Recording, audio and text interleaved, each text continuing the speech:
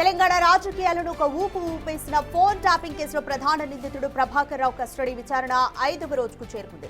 SIT అధికారులు పక్కా వ్యూహంతో విచారణను కొనసాగిస్తున్నారు. ఇప్పటికే అరెస్ట్ అయిన నిందితుల వాంగ్మూలాలను ప్రభాకర్ రావు ముందు ఉంచి గంటల తరబడి ప్రశ్నించినట్లుగా తెలుస్తోంది. ట్యాపింగ్ కార్యక్రమాన్ని అసలు ఎవరు ప్రారంభించారు, ఈ అక్రమ కార్యకలాపాలకు నాటి ముఖ్యమంత్రి కార్యాలయం నుంచి ఒత్తిడి ఉందా అనే కీలక ప్రశ్నలపైన సిట్ ఫోకస్ చేసింది.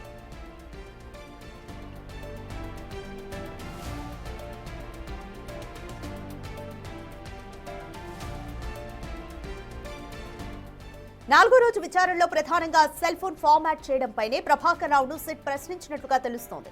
ఎస్ఐబీ చీఫ్ గా ఉన్న సమయంలో వినియోగించిన మొబైల్ ఫోన్ ను ఏప్రిల్ నెలలో హైదరాబాద్ లోని ఇంట్లో ఫార్మాట్ చేసినట్లుగా గుర్తించారు సిట్ అధికారులు. ఫోన్ ఫార్మాట్ అయిన సమయంలో ప్రభాకర్ రావు అమెరికాలో ఉన్నట్లుగా తెలుస్తోంది. తన ఫోన్ ను ఎవరు ఫార్మాట్ చేశారు, ఎందుకు చేయాల్సి వచ్చింది అన్న కోణంలో కూడా విచారించినట్లు తెలుస్తోంది.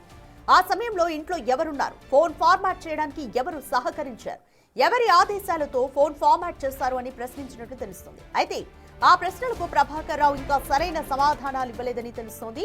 ఇప్పటికే ఇచ్చిన 6 స్టేట్మెంట్స్ లోనే సమాధానాలున్నాయని ప్రభాకర్ రావు చెప్పినట్లుగా తెలుస్తోంది.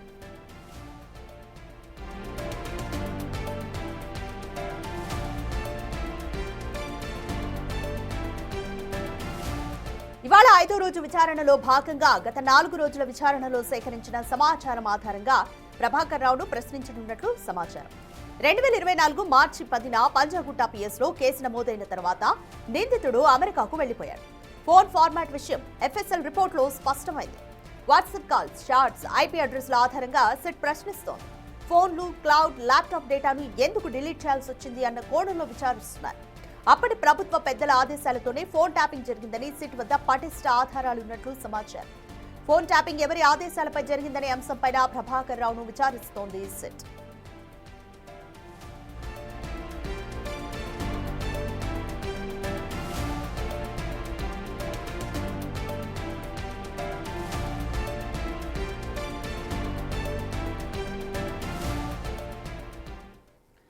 ఫోన్ ట్యాపింగ్ కేసుకి సంబంధించి మోర్ డీటెయిల్స్ మా ప్రతినిధి అనిల్ అడిగి తెలుసుకుందాం. అనిల్, ప్రభాకర్ రావు 5వ రోజు కస్టడీ విచారణ జరుగుతోంది. అయితే ఈ ప్రభాకర్ రావు చెప్తున్న సమాధానం ఏంటంటే ఇప్పటి వరకు ఇచ్చిన స్టేట్మెంట్స్ లోనే సమాధానం ఉంది అనేది ప్రభాకర్ రావు చెప్తున్న ఆన్సర్. బట్ డైరెక్ట్ గా సిట్ అధికారులు అడుగుతున్న ప్రశ్నలకైతే డైరెక్ట్ గా ఆన్సర్ ఇవ్వలేనట్టుగా అయితే తెలుస్తోంది. సో ఇప్పుడు సిట్ అధికారులు ఏ విధంగా ప్రొసీడ్ అవుతున్నారు? రాధిక, ఫోన్ ట్యాపింగ్ కేసులో భాగంగా 5వ రోజు ప్రధాన నిందితుడైనటువంటి మాజీ ఎస్ఐబీ చీఫ్ ప్రభాకర్ రావును అయితే విచారించనున్నారని చెప్పాలి. దాదాపు నిన్న 4 రోజులు విచారించిన అనంతరం ఈ రోజు 5వ రోజు కూడా ఆయన అయితే విచారించనున్నారంటే కస్టోడియల్ విచారణలో భాగంగా ప్రజెంట్ అయితే విచారణ కొనసాగుతుంది. ఏసీపీ వెంకటగిరి ఆధ్వర్యంలో అయితే ప్రజెంట్ విచారణ అయితే కొనసాగుతుందని చెప్పాలి. అయితే ఈ విచారణలో భాగంగా నిన్న సుదీర్ఘంగా విచారించిన అనంతరం దాదాపు సాయంత్రం రాత్రి 6 నుంచి 7 గంటల వరకు కూడా ఆయన్ని విచారించారు.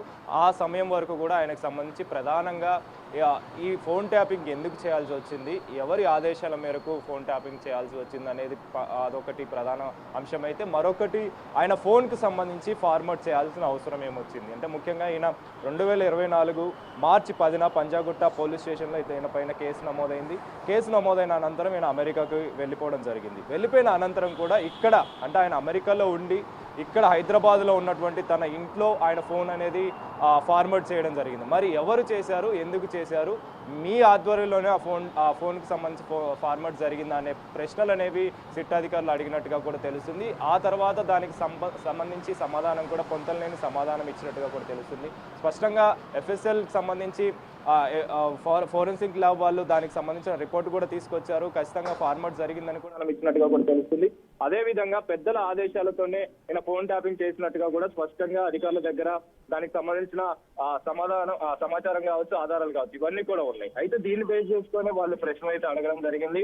కానీ ఇప్పటికి వరకు కూడా ప్రభాకర్ రావు మాత్రం కొంతలేని సమాధానాలు ఇస్తున్నట్టుగా కూడా తెలుస్తుంది. అదే విధంగా ఇంతకు ముందు ఆయన ఎప్పుడైతే దీనికి సంబంధించి విచారణకు హాజరయ్యారో 6 సార్లు హాజరవ్వడం జరిగింది. 6 సార్లు స్టేట్మెంట్ ఇచ్చాను, ఆ స్టేట్మెంట్ లో ఇవే సమాధానాలు ఉన్నాయి చూసుకోండి అని చెప్పేసి కూడా ఆయన సమాధానం ఇచ్చినట్టుగా కూడా తెలుస్తుంది. ఇందులో భాగంగానే 5వ రోజు కూడా ఆయనకు సంబంధించి ఐక్లౌడ్ సంబంధించి కావచ్చు, జీమెయిల్ ని బేస్ చేసుకొని కావచ్చు, వీటిని ఆధారం చేసుకొని అయితే ప్రజెంట్ ఆయన్ని విచారించనున్నారు. అంటే అమెరికాలో ఉండి ఇక్కడ ఫోన్ ఎవరు ట్యాపింగ్ ఫార్మాట్ చేయమని చెప్పారు, అదేవిధంగా ఎందుకు చేయాల్సి వచ్చింది, చేయాల్సిన అవసరం ఏముందని చెప్పేసి కూడా ప్రశ్నలు అడిగినట్టుగా కూడా తెలుస్తుంది.